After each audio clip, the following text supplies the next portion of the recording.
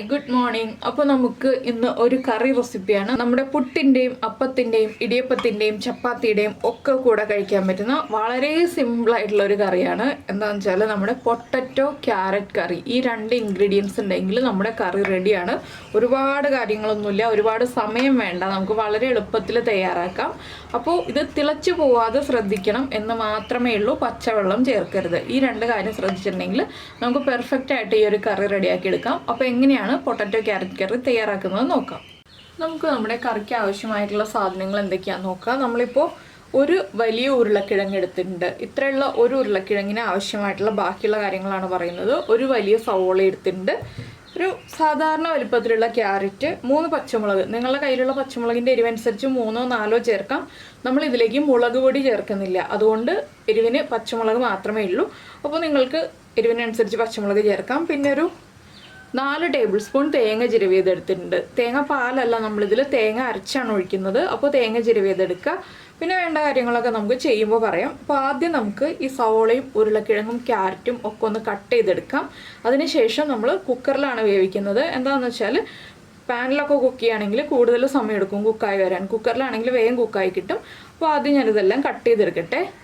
അപ്പോൾ നമ്മുടെ ഉരുളക്കിഴങ്ങും ക്യാരറ്റും ദാ ഈ ഒരു വലിപ്പത്തിൽ, ഒരുപാട് വലിപ്പത്തിലല്ല, ഒരു മീഡിയം സൈസിൽ കട്ട് ചെയ്തെടുത്തിട്ടുണ്ട്.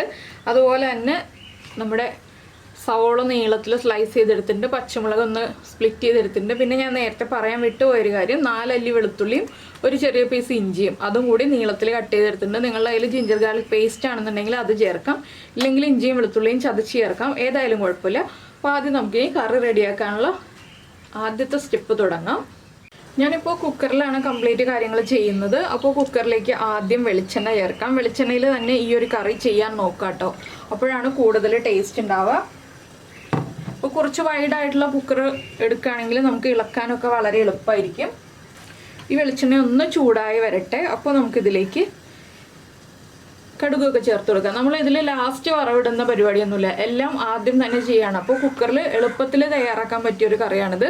അപ്പോൾ നിങ്ങൾ ഇതുപോലെ ഉണ്ടാക്കിയിട്ടില്ലെങ്കിൽ ഉറപ്പായിട്ടൊന്ന് ട്രൈ ചെയ്തോളൂ കേട്ടോ. നമ്മുടെ വെളിച്ചെണ്ണ ഒന്ന് ചൂടായി വരട്ടെ.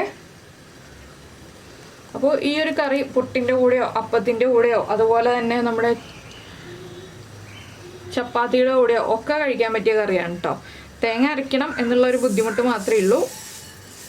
കുറച്ച് തേങ്ങ മതിയല്ലോ. ഞാനിപ്പോൾ ഒരു 3/4 ടീസ്പൂൺ കടുക് ചേർത്തിട്ടുണ്ട്. കടുക് ഒന്ന് പൊട്ടി വരട്ടെ.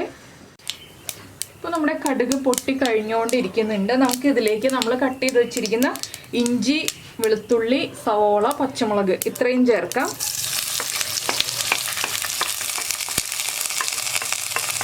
ഇത്രയും ചേർത്തിട്ട്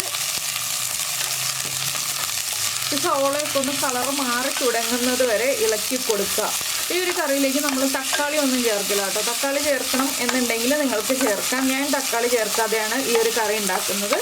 പുളിയൊന്നും ഇല്ലാതെയാണ് ഈ ഒരു കറിക്ക് ടേസ്റ്റ് ആയിട്ട് എനിക്ക് തോന്നിയിട്ടുള്ളത്. അതുകൊണ്ടാണ് ഞാൻ തക്കാളി ചേർക്കില്ല എന്ന് പറഞ്ഞത്. ഇനിയിപ്പോൾ ഇതിലേക്ക് നമുക്ക് സവോളയ്ക്ക് ആവശ്യമായിട്ടുള്ള ഉപ്പ് ചേർത്ത് കൊടുക്കാം. അതുപോലെ തന്നെ ഒരു 1/2 ടീസ്പൂൺ മഞ്ഞൾപ്പൊടി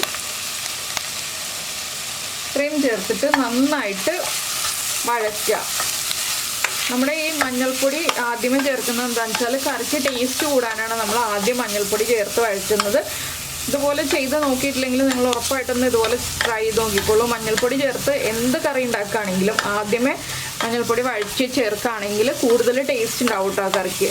അപ്പോൾ ഞാനിനി ഈ സവോള ഒന്ന് സോഫ്റ്റ് ആയി വരുന്നത് വരെ ഇളക്കിക്കൊണ്ടിരിക്കട്ടെ. നന്നായിട്ട് സോഫ്റ്റ് ആയി വരട്ടെ. സവോള ബ്രൗൺ ആയി പോകണ്ട, നന്നായിട്ടൊന്ന് സോഫ്റ്റ് ആയി വന്നാൽ മതി. അപ്പോൾ നമ്മുടെ സവോളയൊക്കെ ഇതാ സോഫ്റ്റ് ആയി വന്നിട്ടുണ്ട്. നമുക്ക് ഫ്ലെയിം കുറച്ചിട്ട് ഇതിലേക്ക് മല്ലിപ്പൊടി ചേർത്ത് കൊടുക്കാം. മല്ലിപ്പൊടി ഒരു 3/4 ടീസ്പൂൺ മതി കേട്ടോ, ഒരുപാട് മല്ലിപ്പൊടി വേണ്ട. ഇനി മല്ലിപ്പൊടിയുടെ റോ ടേസ്റ്റ് മാറി വരുന്നത് വരെ ഒന്നുകൂടി ഒന്ന് ഇളക്കി കൊടുക്കുക. ഇതിലേക്ക് ഇനി നമുക്ക് ചേർക്കാനുള്ളത് നമ്മുടെ കറിവേപ്പില. അപ്പോൾ നിങ്ങൾ തക്കാളി ചേർക്കുന്നുണ്ടെങ്കിൽ ഈ ഒരു സ്റ്റേജ് ആകുമ്പോൾ തക്കാളി ചേർക്കാം കേട്ടോ. ഞാൻ തക്കാളി ചേർക്കുന്ന ആൾക്കാരെ ഉദ്ദേശിച്ച് പറഞ്ഞതാണ്. തക്കാളി ചേർക്കണം എന്ന് നിർബന്ധമില്ല. ഇനി നമുക്കിതിലേക്കൊരു 1/2 ടീസ്പൂൺ ഗരം മസാലപ്പൊടി ചേർക്കാം. ഈ ഗരം മസാലപ്പൊടിയും മല്ലിപ്പൊടിയും കുക്കായി വരുമ്പോൾ നമ്മൾ ഈ എടുത്തു വെച്ചിരിക്കുന്ന ഉരുളക്കിഴങ്ങും ക്യാരറ്റും ഉണ്ടല്ലോ, ഇത് ഇതിലേക്ക് ചേർത്ത് കൊടുക്കുക. ഉരുളക്കിഴങ്ങ് കട്ട് ചെയ്തിട്ട് എപ്പോഴും വെള്ളത്തിൽ തന്നെ ഇട്ട് വയ്ക്കുക. എന്താണെന്ന് വെച്ചിട്ടുണ്ടെങ്കിൽ ഉരുളക്കിഴങ്ങിൻ്റെ കളർ മാറിപ്പോവും. അപ്പം നിങ്ങൾ ചെറിയ കുക്കറാണ് എടുക്കുന്നതെങ്കിൽ ഒരു വിസിൽ വരുന്നത് വരെ വേവിച്ചാൽ മതി കേട്ടോ. ഉരുളക്കിഴങ്ങും ക്യാരറ്റും ഒറ്റ വിസിലിൽ കുക്കായി കിട്ടും.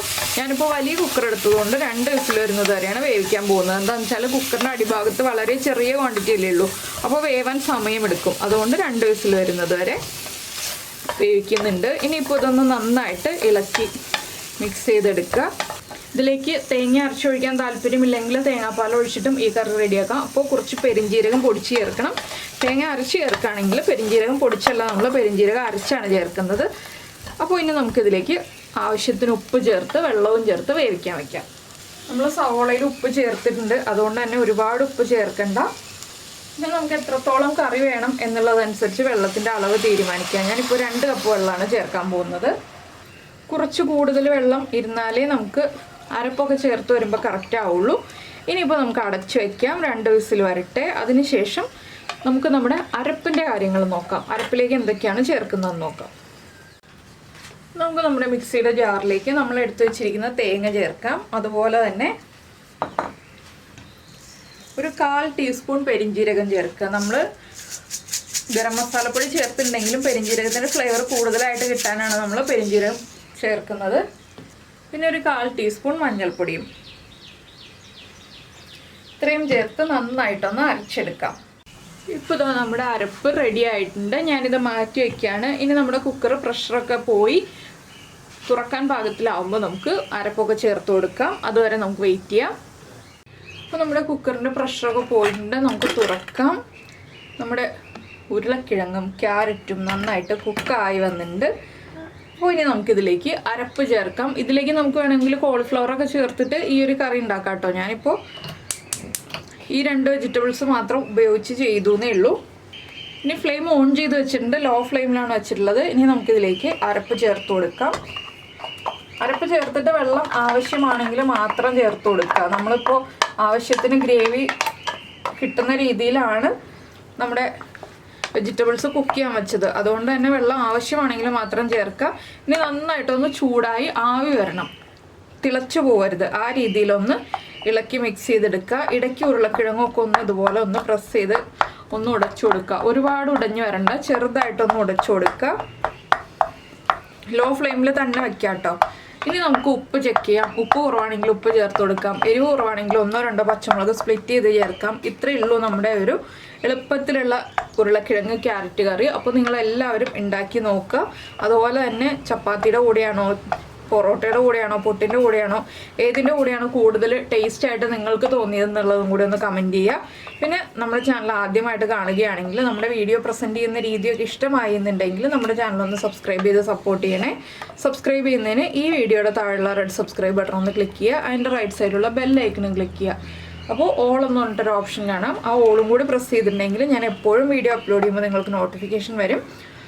അപ്പോൾ നമ്മൾ ആദ്യമേ വെള്ളം ആവശ്യത്തിന് വെക്കുകയാണെങ്കിൽ പിന്നെ വെള്ളം ചേർത്ത് കൊടുക്കേണ്ടി വരില്ല. പിന്നെ വെള്ളം ചേർക്കുകയാണെങ്കിൽ തന്നെ ചൂടുവെള്ളം ചേർക്കാം കേട്ടോ. പച്ചവെള്ളം ചേർത്തിട്ട് കറി ലൂസാക്കി എടുക്കാൻ നോക്കരുത്. പച്ചവെള്ളം ചേർത്തിട്ടുണ്ടെങ്കിൽ കറിയുടെ ടേസ്റ്റ് മൊത്തത്തിൽ അങ്ങ് മാറിപ്പോവും. അപ്പോൾ ഇനി വറവിടേണ്ട ആവശ്യമില്ല, നമ്മൾ ആദ്യമേ കടുക് പൊട്ടിച്ചതാണല്ലോ. പിന്നെ നിങ്ങൾക്ക് വറ്റൽമുളകും ഉള്ളിയൊക്കെ വറവിടണമെന്നുണ്ടെങ്കിൽ അത് ആദ്യമേ തന്നെ ചെയ്യാം. അപ്പോൾ എരിവ് വ്യത്യാസം വരും. എന്താണെന്ന് വെച്ചാൽ നമ്മൾ പച്ചമുളകിൻ്റെ എരിവ് മാത്രമല്ല, ആ വറ്റൽമുളകിൻ്റെ എരിവും കൂടി വരും. വറ്റൽമുളകും സോഫ്റ്റ് ആയി പോകും കുക്കറിൽ കിടന്നിട്ട്. അതുകൊണ്ടാണ് ഞാൻ വറ്റൽമുളക് ചേർക്കാതിരുന്നത്. അപ്പോൾ എന്തായാലും നമുക്ക് നമ്മുടെ അടുത്ത റെസിപ്പിയുമായിട്ട് അടുത്ത ദിവസം വീണ്ടും കാണാം.